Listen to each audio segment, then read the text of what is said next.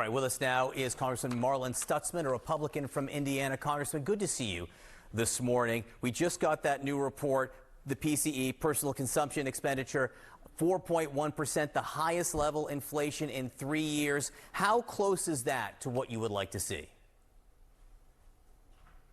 Well, you never want to see inflation at those high numbers, John. But of course, I'll tell you, the economy is still strong. The fundamentals of the economy are strong, especially now that we're going to see gas prices come down. I think you're going to probably see a bit more of this. And this is something that is a challenge. We're trying to, balance two different things at once. Unemployment rates are at very low numbers, which is good.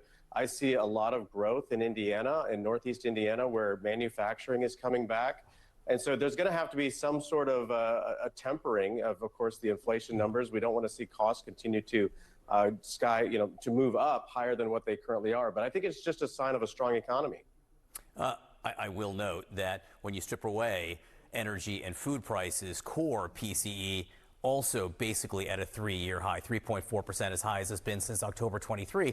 And you're saying the fundamentals of the economy are strong. Those are words that I heard from John McCain during the crash in 2007, 2008. Those are the types of words we heard from the end of the Biden administration when GDP doing great, unemployment doing great, but people were feeling it in the prices. So are you telling people that they're not feeling what they think they're feeling? No, absolutely not. I mean, there's definitely a pinch, whether it's at the pump or whether it's at the grocery store.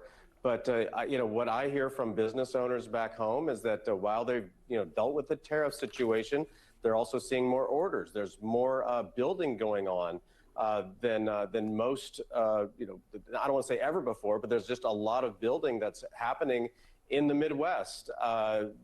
There is a pinch, but I think what a lot of people are finding is that their jobs are safe. They're actually companies looking to hire more people. There's several things going on right now. So I think that, while we see some cost of food maybe going up, we're seeing in some areas, though, where it is coming down. And I think gas prices will be coming down dramatically after President Trump gets this deal, really in a good spot with the Iranians.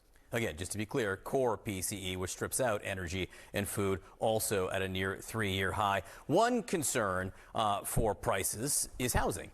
Obviously, in both chambers of Congress, the House and the Senate, passed this bipartisan housing bill. The Republican Study Committee put out a statement after quoting a number of members of Congress, members of the Republican Study Committee, praising it. Let me read you one.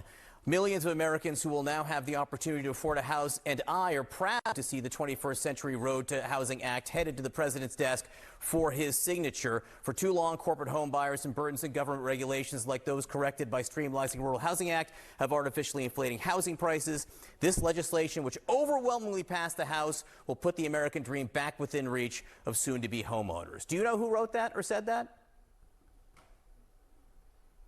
Yes, no, and this is a good bill. We've seen strong bipartisan support for the 21st Century Housing Act in both the House and the Senate. It took us some time, but it has some high priorities for myself. I've got a streamlining bill in there that keeps HUD and USDA on the same page, so that way we could get homes built faster. It also has a high priority for President Trump. Now, I know President Trump didn't sign the bill into law yesterday, but Trump is a strong negotiator, and he sees this as an opportunity to show the Senate that he has a high priority in the Save America Act as well, and that he wants both bills to pass.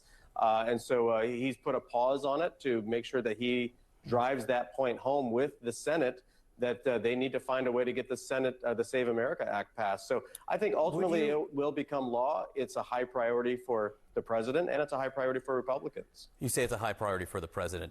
Would you call the legislation important? Would you call it major legislation?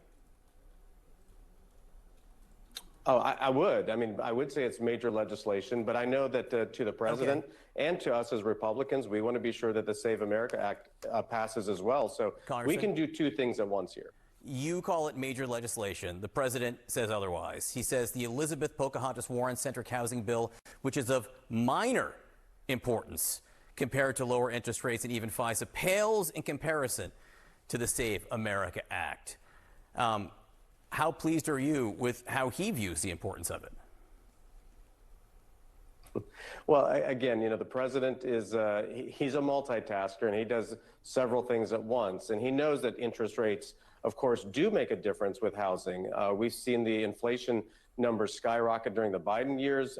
Inflation went up, interest rates went up. And so President Trump is doing multiple things here to try to get things back in line. And while he is, I think he's showing his frustration that with the Senate that the Save America Act didn't pass. And also the Senate voted on the War Powers Act. He made some good progress last night, having conversations with Senator Cassidy and even Senator Paul, who voted present after having a conversation with the president and his team at the White House, shows that he can move the needle when he has these conversations. And I think the president's simply saying, look, this isn't important for me today because I want the Save America Act passed as well. And we need to find a way to do that, whether it's through reconciliation or whether the Senate Republicans decide to move past the zombie filibuster.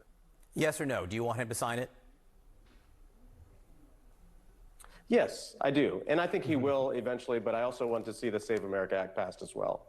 Congressman Marlin Stutzman from Indiana, we always appreciate you waking up and coming on. Good to see you this morning. Thank you.